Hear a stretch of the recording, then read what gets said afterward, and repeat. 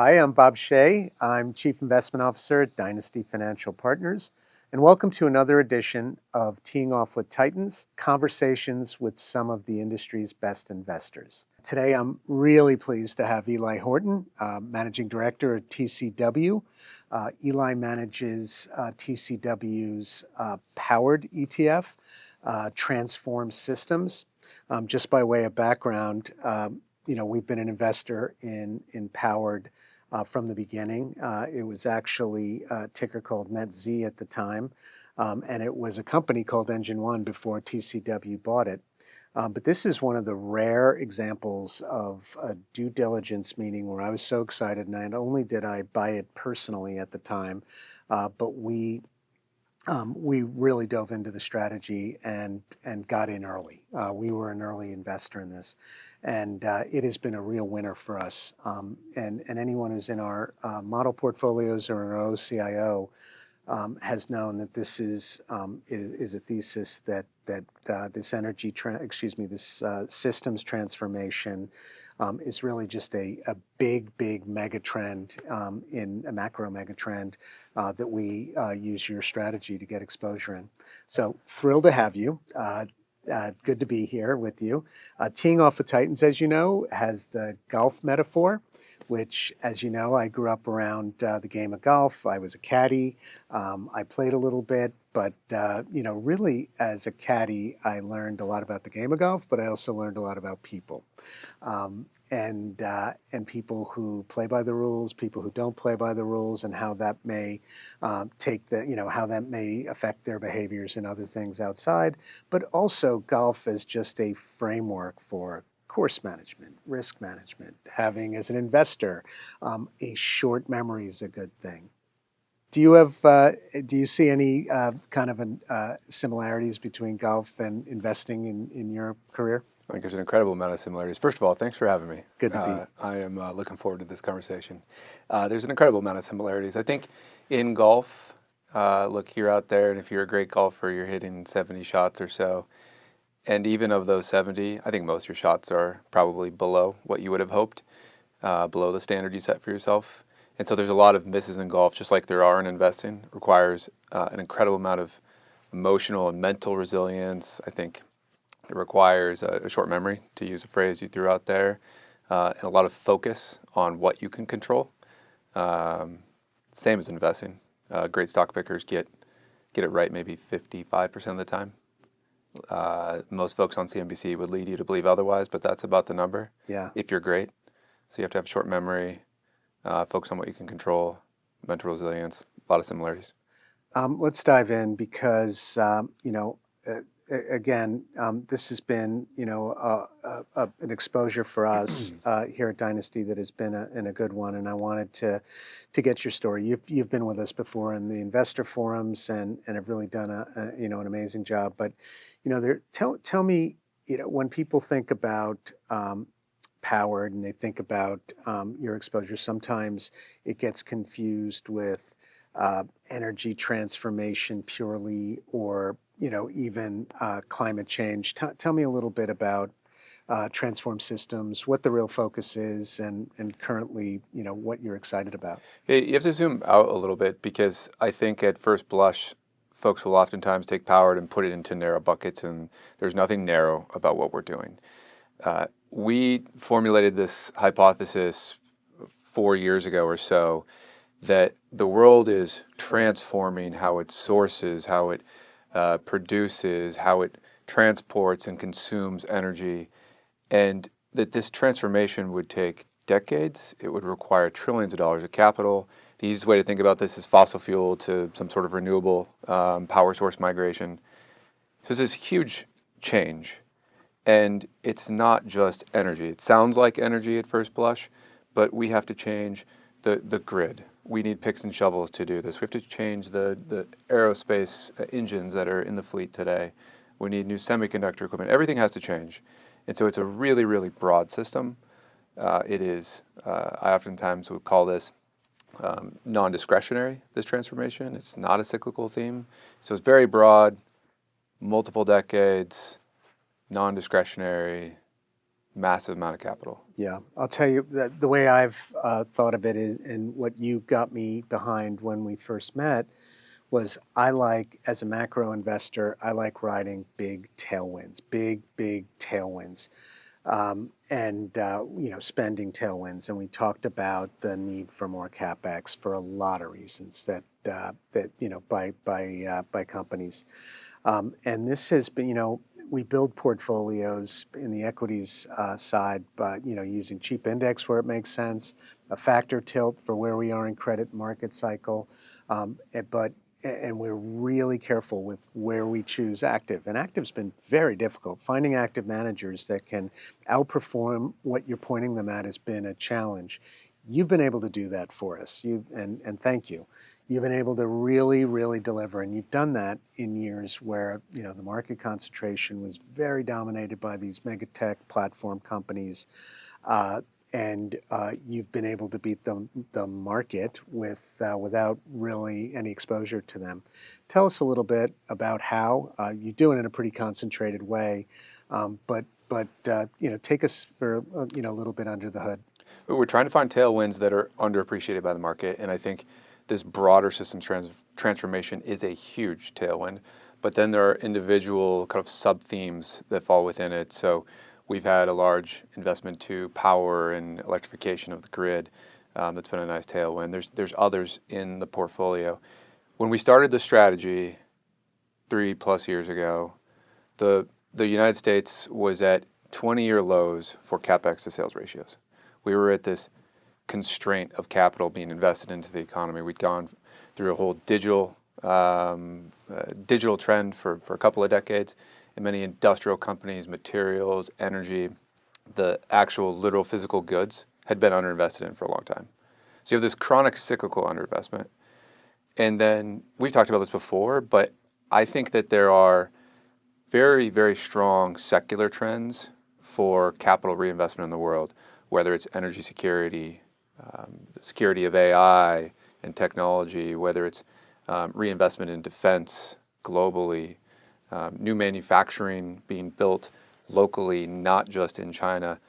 All of these themes, trends, which I think are secular, require capital. That capital flows to businesses that haven't received it for a long time. So you have this inflection of fundamentals, and then also ideally, when that happens, you get an inflection of multiple, and that's the two combinations that'll move a stock price. That's a really interesting dynamic for us to be fishing within for a portfolio of concentrated investments. Concentrated portfolio.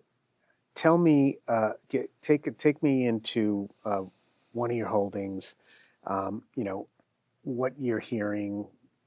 We're going through earnings right now. What the company's saying. We're obviously in an incredibly challenging macro environment. We're right in the midst of the tariff wars that we started here in the United States, and take me a little bit through Trump 2.0 versus 1.0, and kind of how that's affecting your thesis, if at all, and what companies are saying here in this reporting season. We can take one that's topical that just reported earnings yesterday, General Electric, which is our second largest investment in the portfolio. And by the way, concentration for us is kind of 20 to 30 investments, usually closer to 20. I think prudent concentration is how you beat the market over a cycle. So General Electric, what do they do and why is it in the portfolio? They are one of basically two manufacturers of engines that go on airplanes. Commercial aerospace travel generates a lot of emissions. Their current generation engine, or their new generation, is called the LEAP. It is 20% more fuel efficient than the old generation of engines. That's great for the environment. More importantly, it's great for airlines. About a third of airline cost is fuel. Airlines are a commodity. What do you do if you're a commodity? You compete on cost. Great. So you want more GE engines. It's a very resilient business. So commercial air travel pretty much grows quite predictably, believe it or not. GDP times 2 is pretty typical. Other than COVID, there's only been 4 down years of commercial air travel. The emerging middle class travels more around the world. So you have growing market, 2 manufacturers, and then it's this predictable razor blade model. You sell an engine and then it lives in the fleet for 30 years, and GE gets very profitable spare parts and services on that engine. So a really nice business that fits the theme, and it's not energy. This is my point on how broad the system is. So GE reports yesterday, what did they say? They said, look, we have 20% growth in the spare parts business. Why is it so strong? Because of so many capital constraints and supply chain constraints, which are becoming worse under the Trump administration. The industry can't deliver new aircraft fast enough.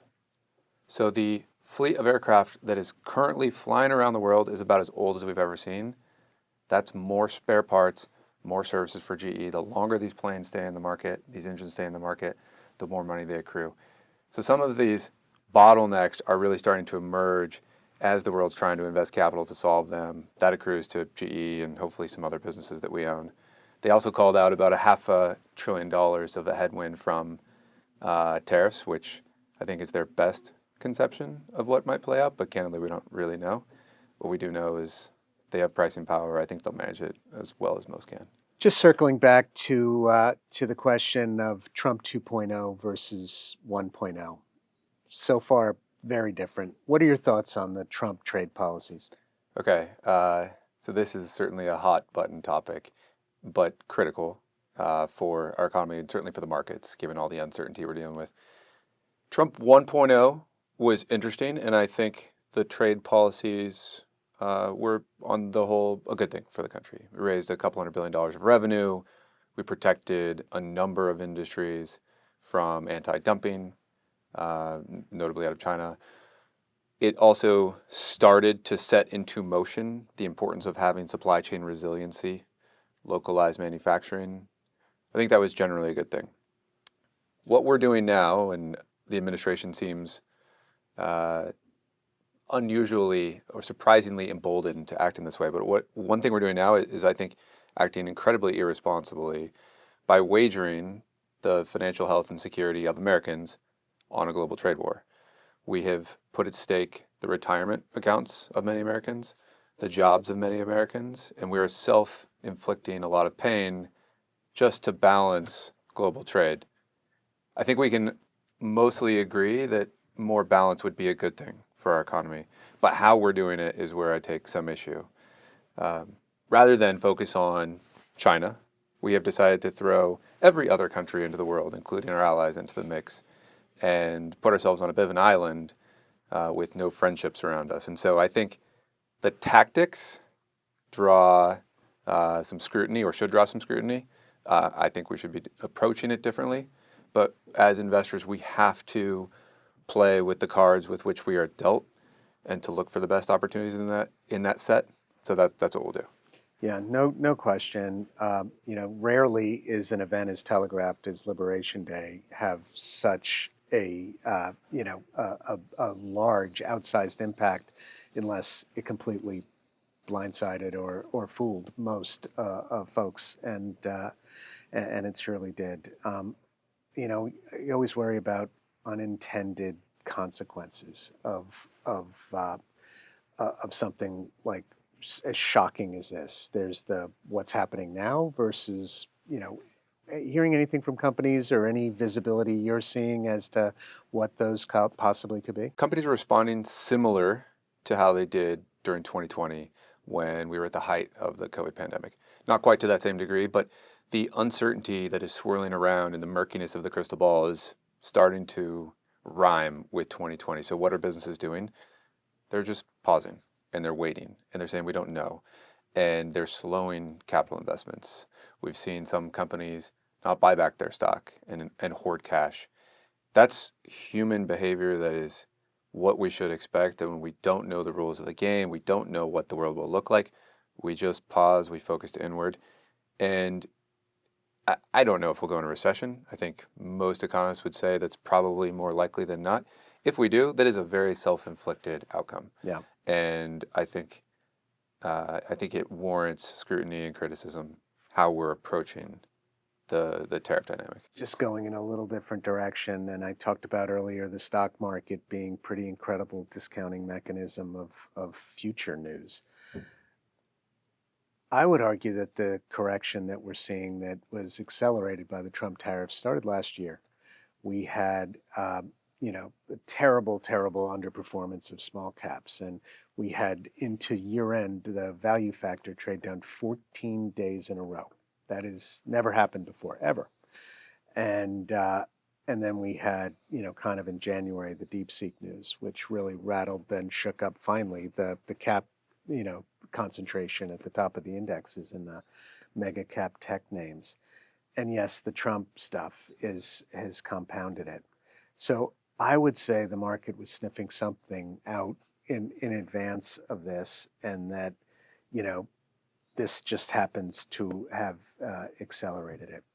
Any thoughts on the market action prior to Trump? We're late cycle. I think that later in economic cycles, you would expect to see shots across the bow being received with significant drawdowns in the market.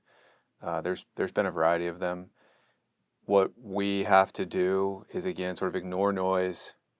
In this case, look for babies thrown out with the bathwater. Look for companies that will ride this out quite well and may even grow through economic adversity, but are getting discounted or thrown out in the stock market, and allocate capital there. Yeah, no, I listen, I'm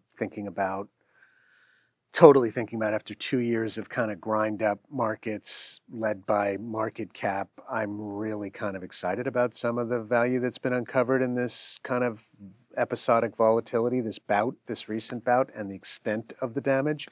So yeah, I'm kind of excited. Yeah, Cool. likewise. Yeah, and it feels like, listen, I think it's really hard to go, kind of headline by headline. Big picture is, that we've got pretty, draconian effective, and assuming, that we'll negotiate them down to something that the market can live. I find the stock market is the most incredible, discounting information mechanism, and really gets to things that seem like they're quite uncertain, as that seems to be the buzzword. But you and I were talking a little bit at lunch about active management, and how we use active management. Cheap index makes a ton of sense in certain spots. But when I choose an active manager, it's usually I want concentrated. I want someone to really have conviction and to have a big thesis, and I want to ride a tailwind, whether it's in emerging markets or wherever we choose to outsource to get alpha. And we don't do it. We're pretty judicious with this. I had a thesis, and I've shared this before. I really think that we might have hit peak index last year, and not that indexing, direct indexing aren't great parts of a portfolio, but there was a belief that getting alpha in the public markets was a fool's errand, and you really have to go to private to get it. You've been able to deliver alpha in very, very challenging active times, just in general, active management. Do you think, well, I'll just say for this year, um, for the first time in a long time, and again, it's a short sample size year to date, but the equal weight is outperforming the cap weight, as it seems like, the mega cap tech names are, certainly with we're a beneficiary of the strong dollar, definitely on the weaker dollar taking theirs. But do you see a broadening out? Do you see a new theme emerging out of this correction? If so, how does it play into your strategy? So there's two parts. There's the conditions for active managers, and then there's new leadership. I think we're starting to see, and I think this has been present for a little bit of time now, conditions that are very favorable to active management. We've seen greater dispersion in fundamentals. We've seen elevated levels of volatility. If you trace back through it, the data we look at would suggest that rates play a very powerful factor in the ability to generate alpha. Rates were zero for 15 years. Free money makes life easier for every business. And if you are a mediocre company or a great company, you can access the capital markets for very minimal or free cost. You can probably do pretty well. Cost of capital is materially higher than it was a few years ago.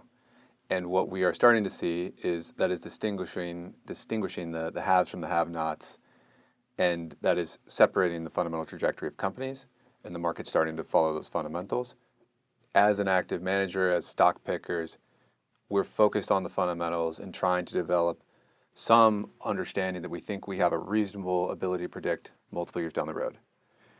If we get that right, and the conditions are the stock market will reward us for that, that's a great setup. And I think we're seeing some of that now. Have you had a name where you've just gotten wrong recently, and how are you at getting rid of losers if it's not playing out, the thesis isn't playing out? I always say that there's three reasons to sell a stock. One, the market's priced in the best possible scenario. Two, we come up with an idea that's better than our most mediocre idea. And three, we're wrong. Our thesis is flawed. I think that is the toughest one to get our minds around, just with the nature of us as humans, is to admit, hey, raise my hand, I was wrong. And so the thing that I ask our analysts to do when we initiate a new investment is upfront, yes, you're going to write out your investment thesis. Got it. But also write out, these would be the two, maybe three things that if they occur, this would be disconfirming evidence of my hypothesis. Because in some way, it's going to make the analyst look smart. It's going to minimize that tendency to dig in and have thesis creep, because I think thesis creep is an incredibly powerful way to lose money. So having the ability to say you're wrong, to sell losers, is, I think, a hallmark of some of the best investors. We try to do our best there. You and I talked about it a little bit too, because I start with golf, and my last guest, we went to the Roger Federer, wins 80%. Tennis is a hard game. Won 80% of my matches, only 52 or 3% of the points. We were talking about just winning most, but not all. Is that something that you think about when you're building portfolios? 100%. I think I mentioned it earlier that great investors, I threw out 55%, I think. They're right 55% of the time. They're probably right less than that. The stock market feels like every day matters, but it's actually the sum of a whole bunch of days that add up. And so I don't think it helps to focus on any one moment. I think it's the ability to ignore noise, distill all of the information that comes in into what matters. And for a company, it's usually just two or three things that matter, and ignore everything else. Try to be right a little more than you're wrong. And then I think so that's one, just be right a little more than you're wrong. But two, it's the ability to know when the asymmetry in a stock is more in your favor and take harder swings there. I think that's the other piece of this. We're having this conversation right in the middle of, tariff kind of headlines. And, a couple of weeks ago, the market made pretty impulsive, kind of low, and we're well off those levels, but still quite volatile, depending on the headline du jour, and, whether, there's a Powell tweet or taking it back, or whether China's at 145 or we're going to go easy on them. In an environment like this, hyper volatility, heightened volatility, the word uncertainty everywhere, what do you find useful? What do you find that's helping you kind of see the ball, kind of, and stay focused amidst all the kind of chaotic headlines and market prices? So it always feels terrible when you're in these moments. Every time it happens, it's the same. We had the Japanese yen carry trade, I think, in August of last year. That felt terrible for a week. COVID felt terrible. Every time we have these meaningful corrections, it feels terrible, and like this one is different. Usually the world doesn't end, and usually these are great opportunities. And I think if we step back for a second and didn't focus on what's happening right now, but just focused on mental models that we like to use. So I think a lot about what's our edge in investing. So we could have an information edge, pretty rare, if ever. We could have some sort of understanding edge. How do we think about the collection of information compared to the market? I do think we can have an advantage there. And the third thing, which is where I think we get most of our edge, is call it time arbitrage. And our ability with sticky long-term capital to look through periods of uncertainty and take advantage of attractive prices, knowing with higher confidence that we'll make money on a multi-year period. That's what we want. That's where advantage comes from. That's what now is. it just feels terrible when any given moment of the day we're told tariffs are going to be 10% Oh and yeah, then they're going to be something different. And there's an incredible amount of volatility, 99th percentile volatility in the market. yeah. But truly, if investors can stay calm, stay rational, think about the facts that matter and ignore the noise, this is how you set yourself up for long-term performance. Completely agree. And, I'm talking to clients the same way. And, it's easy in times like this to harp on the doom case and to, we've had, economists go from 0 to 10% recession odds to 90, I've heard as high, or near certainty if we're not already in one, and everyone talking about stagflation, and I've heard depression. And I've kind of turned to thinking about, given the quick repricing of what can go right here. Like let's think about what can go right and how we come out. And just historically, just to exactly the way you said it, like these are usually, if you're long-term focused, great opportunities. In the portfolio, in your universe, what's got you most excited thematically, the theme within the theme? Like these earnings, these companies, what you're hearing, confirming kind of that what you hope to hear and see. What are kind of the pieces of this that have you most excited? I'll come back to a similar sub-theme of the portfolio that we've been excited about for the better part of 2 years, and that is power in the grid. And it's the most volatile portion of the portfolio. But the fact remains, we are electrifying our world. Electric vehicles, the buildings that we're in are becoming more and more electrified. We have more compute. We have manufacturing being brought back to North America. That is all very electricity intensive, and we are short power. We are short grid infrastructure in this country, and the only way you solve this problem is with a ton of capital. And so we own half a dozen businesses throughout this ecosystem that are either generating power, transmitting power, or providing software, technology components, or equipment to help manage and consume that power. There's bottlenecks all through here, and we know there's capital being invested. And where there's the greatest bottlenecks, there's businesses that have pricing power, and their earnings are growing at a rate they haven't grown in a long time because we didn't invest in the grid. It is very topical with AI at times, but we are finding really interesting prices in that ecosystem. Just as a long-only investor, and some of your stuff, I mean, you had a big year, both, absolute level and on a relative level last year. I thought it was a challenging starting point for equities in general coming this year. As a long-only investor, how'd you feel about that, or just part of the game when you're long-term? You're going to have, times when, coming into the year, just at a, unattractive starting point. I think timing the market's a fool's errand. I don't think I'm any good at it. I think we try to focus on understanding businesses that will be advantaged throughout cycles rather than timing the market. Most studies would say that if you time the market, you will actually destroy a return. So we try not to do it. But what my goal is with the portfolio is to have optimal risk management and allocate that capital towards where we think there's the best reward risk skew.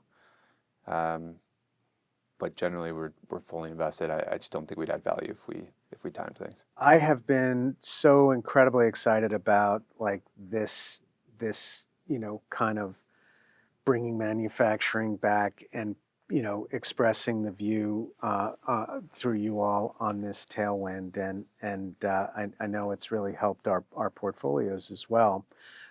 What is something that you'd like folks to know a little bit more about your investing style, this this strategy that perhaps folks don't get I think or appreciate? I think the magnitude and the breadth of the strategy needs to be understood. It is an entire reconstruction of the system that is responsible for sourcing, transmitting, producing, consuming energy in our world.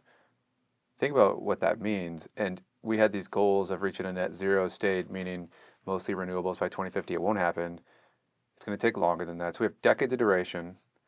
The world's investing over $2 trillion currently each year to solve this problem. That $2 trillion is growing, and it's going to this collection of companies that I'm going to affectionately refer to as old economy businesses that have been left behind by the market. The market has focused on tech, software, digital, high growth, and these companies that have been starved for capital for decades are now receiving capital. They're cheaper than most companies out there, and that is where we are fishing for investment ideas for this strategy. It's a really fertile hunting ground for us. You know, I started with a little golf, and a few weeks ago, after Trump got this Liberation Day going, it was a Wednesday late afternoon in the Rose Garden when he kicked off this hyperbolic volatility. He then won his club championship that Saturday after two 6% in a row down moves in the S&P 500. And I said, you son of a gun. I shot 90 as a 7 handicap with that stress from my job, and he wins his club championship.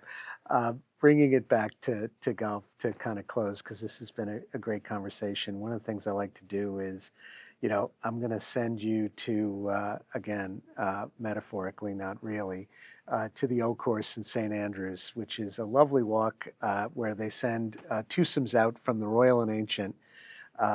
Not necessarily any golfer, it could be a golfer, but someone that you would love to walk the Old Course at St. Andrews with, spend 3 hours talking to, picking brain. Who's someone you'd really like to spend that time in that kind of setting with? Okay, I'm going to take someone who's not really in the mainstream anymore, but who I appreciate for the breadth of how they live their life. I'll say Mitt Romney. The reason being, I would love to learn more about certainly his business success and helping co-found Bain Capital. I think he was also a very interesting politician, so he sat in that seat. He's been very philanthropically involved. He's a family man, so he's got all these areas of life that he managed to be excellent at, I believe. I think that's a tough skill for a lot of people, to be multifaceted like that, so that's my pick. Terrific. Eli, thank you so much. Thanks, Bob. Appreciate it. Thank you. Thank you for watching, and we'll see you next time.